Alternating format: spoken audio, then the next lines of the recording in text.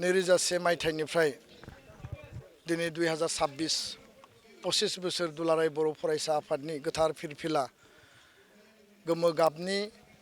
दाहाल थुंग्रिनि सिङाव थानानै साहस आरो जातीयताबाद जाति सत्तानि मोनसे आदर्शखौ लानानै बड'फा उपेन्द्रनाथ ब्रह्मनि आदर्शखौ लानानै बर' माहारि सिबिनायनि थाखाय हारिनि थैनाय थांनाय खैफोद आफोदनि समाव गसंथानानै हारि दानायनि थाखाय आङो हाबा मावबोबाय आरो फैयै फैयै दिनै आङो बिदाय लानो थाखाय थिरां खालामबाय। दिनै CWCनि बे मेलनि गेजेरजों जोंनि दुलाराय बर' फरायसा आफादनि CWC आंखौ बिदाय होगोन आरो गोदान इनचार्ज आफादगिरि हिसाबै सानै लेङाइ आफादगिरिनि सासे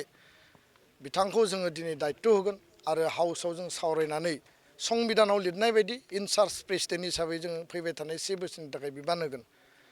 गोलाव समनि हाबा मावनायाव गोबां सेक्रिफाइस गोबां बेबायदि थासारि थांबाय गोबां चेलेन्जेस 2001 सनाव गुवाहाटी डिस्ट्रिक्ट कमिटि एबसुआव आरो गुवाहाटी इउनिभार्सिटियाव बस लिस्टआव बिबान लानानै हाबा मावनो खाबु मोनदोंमोन। 2005 सनाव मसलपुर कनफारेन्सआव दुलाराय बर' फरायसा आफादनि लोगो सोलोंथाइ नेहाथारि हिसाबै लोगो नङा सोलोंथाइ नेहाथारि हिसाबै खामानि मावनो सुबिदा मोनदोंमोन आरो सोलोंथाइ बोसोर गुन गोनां सोलोंथाइनि मावथांखि सारा आसाम नाङै एडुकेशननि मोनसे रिभलिउसन लाबोनायनि थाखाय खामानि मावनो सुबिदा मोनदोंमोन। 2300 किल'मिटार साइकेल जात्रा रेलि खालामदोंमोन गामि गामि मबिलाइज खालामदोंमोन। फैयै फैयै 2009 आरो 11 बोसोरनै बे समाव उदालगुरि जिल्ला एबसुनि आफादगिरि आंखौ बिबान होदों आरो बे बिबान होनायनि गेजेरजों दरं उदालगुरि जि मोनसे कनफ्लिक्ट जि रायट जादोंमोन सान्थि गायसननायनि थाखाय आं हाबा मावदों। 2015 आरो 20नि गेजेराव लोगो आफादगिरि हिसाबै आंखौ बिबान होदों आरो 2020 गोजोन गोरोबथायाव बै समनि आफादगिरि प्रमद बर' बिथांजों NDFB UBPO ज' थानानै जोङो सुक्ति खालामनायाव बाहागो लानो थाखाय खाबु मोनदों।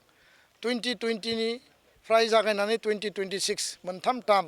एबसुनि आफादगिरि महरै दुलाराय बर' माहारिया दुलाराय बर' फरायसा आफादा आंनो जि मोनसे मान मर्यादा खामानि मावनो थाखाय स्कप होबाय बिनि गेजेरजों बड'लेण्ड महोत्सव खुंनायनि गेजेरजों राष्ट्रीय आन्तराष्ट्रीय पर्यायाव बर' माहारिनि कालचार जोंनि आइडेन्टिटिखौ गायसननाय आरो बड'फाखौ बुहुमनि सासे ग्रेटेस्ट जोंनि आदर्शनि लिडार हिसाबै गायसननांगौनि थाखाय नखर मन्त्रि अमित शाह बिथांनि आखाइजों गोदान दिल्लीयाव लामा बेखेवनाय मुर्ति गायसननाय नखर मन्त्रि बिथांखौ बड'फानि जोनोम जायगा दतमायाव लाबोनानै जोंनि कनफारेन्सआव चिफ गेस्ट बानायनाय बागुरुम्बा दोहौआव जोङो मदद होनाय GI टेग 21 आइटेमाव मदद होनाय बेबायदि माखासे गोबां हिस्टोरिकेल स्टेप्सफोरखौ लानो थाखाय खाबु मोनदोंमोन आरो हाबा मावनो थाखाय खाबु मोनदोंमोन।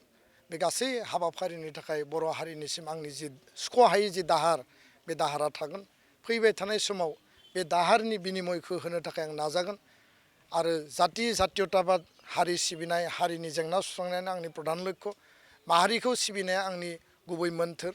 आरो बड'फानि आदर्शखौ लानानै आं जेब्लाबो हाबा मावलांगोन। बेखायनो आङो मेङाखै मेंनायनि बाथ्रा गैया मोनसे महत आरो महान उद्देश्य लानानै एबसुखौ दिनै जेबायदि आवगायबोबाय आरो बे एबसुनि मजियानिफ्राय बिदाय लानो थाखाय आङो साखाफारा जादों आबेगिक जादों दुखु मोनदों आंनि मावथि बिथांमोनाबो आबेगिक जादों। बे आबेगिकआ थारैनो जास्टिफाइड किन्तु जोङो कठोर चेलेन्जखौबो नेवसिनानै उननि स्टेपखौ जों लानो गोनां जायो आरो बेखायनो फैबाय थानाय समाव सामाजिक भाबै राजनीतिक भाबै हाबा मावलांनो थाखाय आं थिरां खालामबाय आरो प्रधान लक्ष्यआ जागोन जे गहपुरसिम सिमा बारायनांगौ गामि थिसननांगौ 125 एमेन्डमेन्ट बिल पास खालामनांगौ स्कुल प्रभिन्सियेलाइजेसन काउन्सिल आरो स्टेटनि गेजेरजों खालामनांगौ NDFBनि जेंना जेंसिखौ जिखिनि दंबावो रन्जन दैमारि मानगोनां बिथांमोनखौ दिहुननानै लाबोनाय बिथांजों आं दाख्लैबो सावरायदों आरो आद्रा थानाय जिखिनि खामानि दं बेखौ सुस्रांनांगौ। उदालगुरि जिल्लायाव क'क्राझार जिल्लायाव जेरै जादों गुबुन गुबुन जिल्लायाव जेरै जादों मेडिकेल कलेज आरो हस्पिटाल चिफ मिनिस्टारा दाबि खालामनाय बायदि जोंनि दाबिखौ मानिनानै बिथाङा गायसननो थाखाय 27 खोथा होदों। Udalguri medical college and hospital बेखौ जों मावफुंनांगौ।